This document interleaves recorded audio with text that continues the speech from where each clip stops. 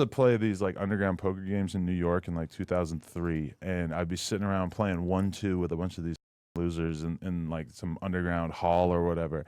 And when 50 Cent's name would come up because he was the biggest rapper in the world at that time, that all of these bums who are sitting there with like $200 in front of them playing poker would be like, oh yeah, that dude, he only popping because his mom's was really in the streets or whatever. And like, it was just so weird seeing these dudes coping with the fact that this kid who like realistically grew, because I wasn't that far from like where he was from at the time. I'm in Queens. I'm maybe like a 20-minute drive or whatever from where he was at.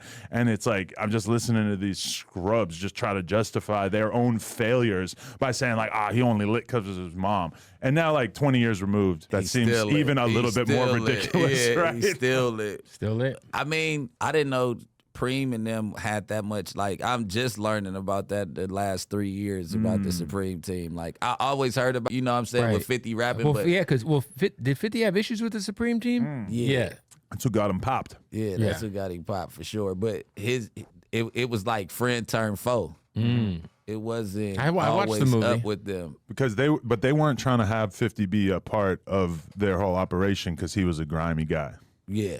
The gist of it, like Gucci and BMF type vibes. Yeah, well, not to bring it up, but didn't they play a part in his mom passing away or supposedly? I don't know. I think that was implied if you watch his movie. Yeah, like allegedly. Like, I just... of course, Get Rich or Die Trying. Was that the movie? It was called Get Rich or Die Trying, right? Yeah. When you think about it, 50 Cent could be out doing every hip-hop interview, and he's pretty careful with who he'll He's actually not with, that. right? You know what? 50 does a lot of random, like, he'll pop up at like radio stations and do like Bebe and Houston. He'll do like Breakfast Club and get like many, many millions each time, but we never seen him on Vlad. You know, like I heard Joe Budden saying positive things about the damn thing, and 50 Cent on the Joe Budden podcast would break the internet. That would be so crazy, and it's kind of weird that it hasn't happened. And it makes me more accepting of the fact that he's never come on here. Yeah, I think 50's the kind of guy, like, he'll go on like a tour to promote whatever liquor he's pushing, and then he'll go and hit like whatever local morning show or... Because he's the kingpin. He's the first one to always be putting his sponsors or the brands that he's working with at the end of all of his tweets. Remember? It would be like hashtag Ciroc vodka or whatever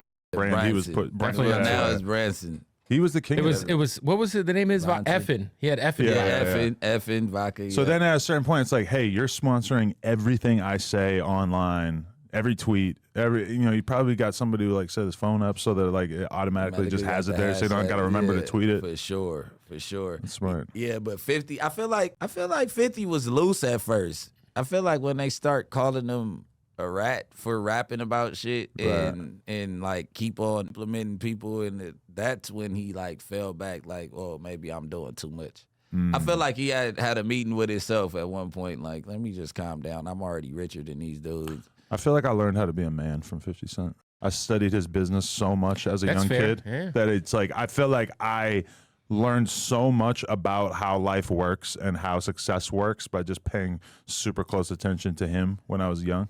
I feel like my homies always compared me to 50 Cent.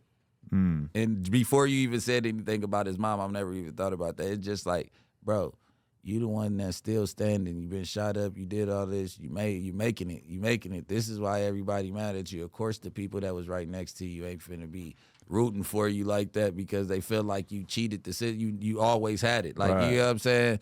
Like, we were the street kids when we were young with the good clothes and all that stuff. Then when we branched out by ourselves, we were immediately right into the money because of the plugs from our family. Like, you know what I'm saying? I moved to Atlanta and met Big Meech the first week I was there. Well, met the BMFs the first week I was there due to family relations. Like, you get what I'm saying? And that upped a whole lot. Like, everybody hated it then. Like, you get what I'm saying? So, little recurring event. 50 definitely like a hustler first, though, because I feel like he kind of stopped caring about music as much after the Curtis thing. Yeah. The Curtis Kanye, what was it? Well, I love a rapper who can bow out at the right time. You know, it's like realistically, you know, you look at, there's a lot of rappers who now are successful in other realms. You look at like Ice-T or LL Cool J. I mean, it's crucial for them at a certain point to be like, okay, I've officially kind of aged out of this game. Hip hop's a young man's game. And even like you take somebody like Jay-Z, it's like he'll still put an album out every 5 years or whatever, but Yeah, but he'll it's do it in a executive. tasteful way. He'll come about it in a certain way. He's not looking super thirsty to sell well. And a lot of rappers just, they can't get there. You know, you want to age gracefully. I think 52 like cashed out on that vitamin water shit, and when you cash out that kind of money, it kind of probably makes you like be like, okay, Yeah. why am I rapping? Yeah. Like, why Yeah. am I putting as much energy into putting out this album as Like- opposed to Like I said, jumping around for an hour in a new state every night is not ideal.